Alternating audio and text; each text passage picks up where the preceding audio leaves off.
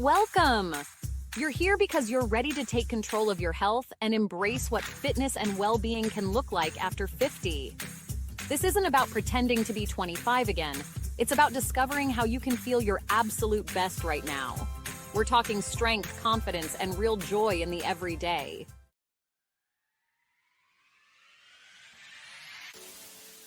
Let's start by getting real. This journey isn't a quick fix or a diet fad. It's about committing to small, meaningful changes that build up over time. Imagine waking up each day with more energy, less discomfort, and a sense of purpose. Imagine being able to do more with your friends, family, or even just for yourself, all because you've chosen to prioritize your health. That's what we're working towards. This is about designing a lifestyle that works for you, not against you, and enjoying every step along the way. So let's dive in.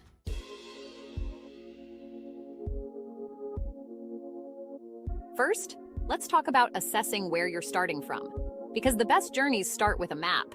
Sure, you've probably heard of body mass index or BMI.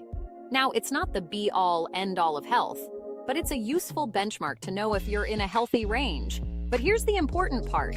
BMI is just one number. Your journey isn't defined by it. It's more about how you feel, how your body moves, and the energy you have day to day. Take BMI as a general guide and remember that it doesn't tell the whole story. For a deeper understanding of where you are, take a look at your body fat percentage. You can get a good estimate with a digital scale, which is especially helpful for tracking over time. A friend of mine who's in her 60s, for example, uses a body fat analyzer to check in once a month. She doesn't obsess over daily changes. Instead, she watches for trends. Every time she sees that percentage go down a little, it's a big win and motivates her to keep going. It's not about overnight results, it's about small changes that add up.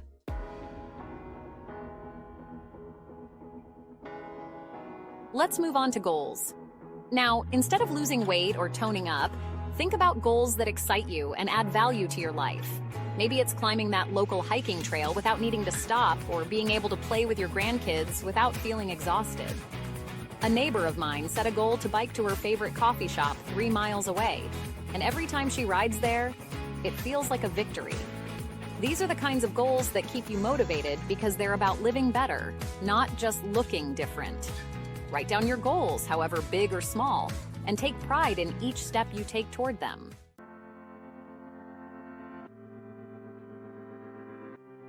Next, let's talk food, but not dieting. Forget fad diets or crazy restrictions. We're talking about enjoying real, satisfying food that supports your body. It can be as simple as swapping out sugary drinks for water with a splash of lemon. I had a client who used to drink 3 sodas a day. She swapped them for sparkling water, and within a month, she felt lighter and more energetic. Not to mention the pounds she lost without even dieting. These kinds of small, sustainable changes are what make a difference. And listen to this, it's not always about eating less. Sometimes you need to eat more, just better. Think about colorful veggies, lean proteins, and whole grains that fill you up without weighing you down. For example, instead of a bag of chips, you could grab a handful of almonds and an apple. You're getting fiber, protein, and natural sugars that will actually fuel you, not just fill you. Eating well doesn't have to be complicated. Choose foods that satisfy you and enjoy the process of nourishing your body.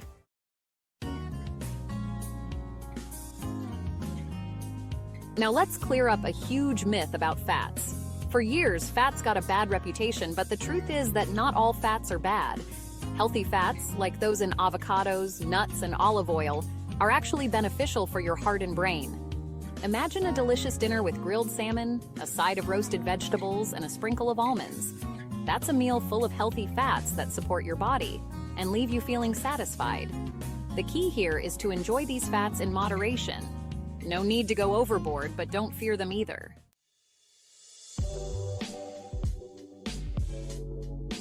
And let's not forget hydration, which often gets overlooked. Especially as we get older, our bodies naturally retain less water, making it even more important to stay hydrated. If you struggle with drinking enough, try keeping a water bottle on you throughout the day and sip as you go. A simple trick that works for a friend of mine is to drink a glass of water before every meal. It not only keeps her hydrated, but also helps her feel fuller and more in control of her portions. Think of hydration as a core part of your health toolkit.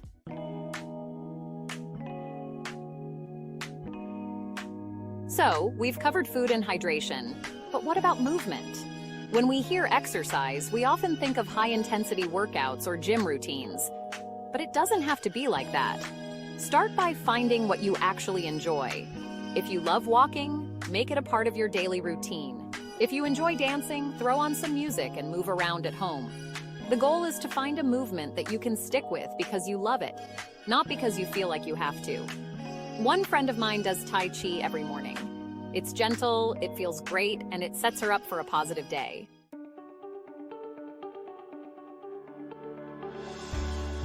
If you're up for it, resistance training can be transformative. You don't need fancy equipment.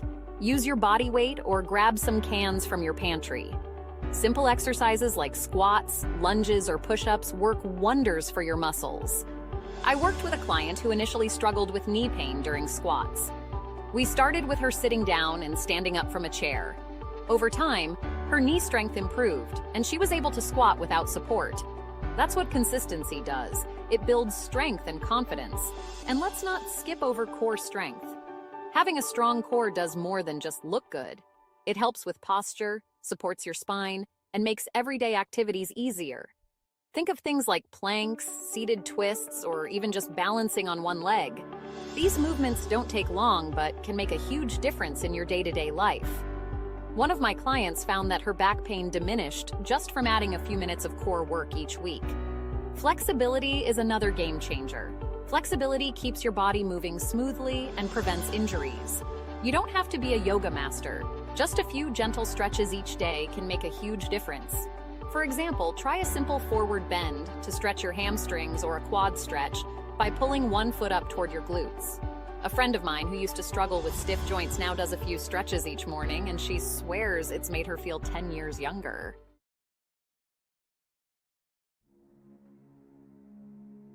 Now, here's something we don't talk about enough: mental resilience. Exercise isn't just for your body, it's a powerful tool for your mind. Moving your body is an incredible way to relieve stress and boost your mood. When you exercise, your body releases endorphins, those feel-good chemicals that lift your spirits and help manage anxiety. A friend of mine took up running when she went through a tough time at work. She calls it her moving meditation. It's her time to clear her head, find calm, and recharge. That's the magic of exercise. It can become a sanctuary for your mind as well as your body.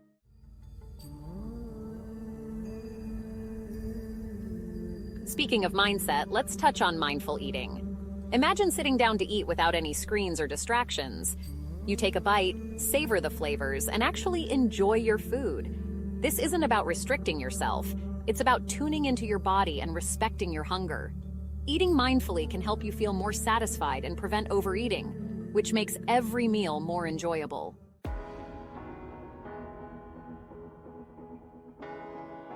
Remember, setbacks are part of any journey. You might skip a workout, indulge a little, or just have a rough day. And guess what? That's okay. A friend of mine who's lost over 30 pounds in her 60s says her biggest lesson was learning to forgive herself for the slip-ups. Every time she stumbled, she simply got back on track the next day. That's resilience. It's not about never falling. It's about getting back up every time you do.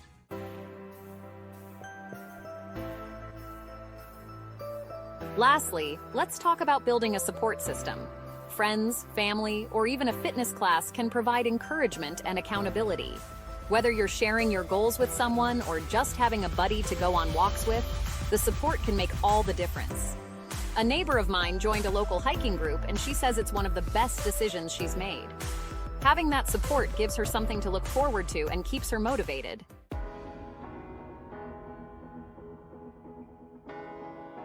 In closing, health and fitness after 50 isn't just possible, it's incredibly empowering.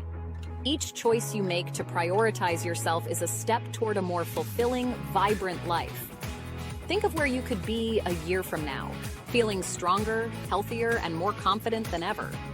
That's what this journey is about, living each day with energy, purpose, and joy. So here's to the incredible, resilient you who's ready to make the most of every moment. Let's get started.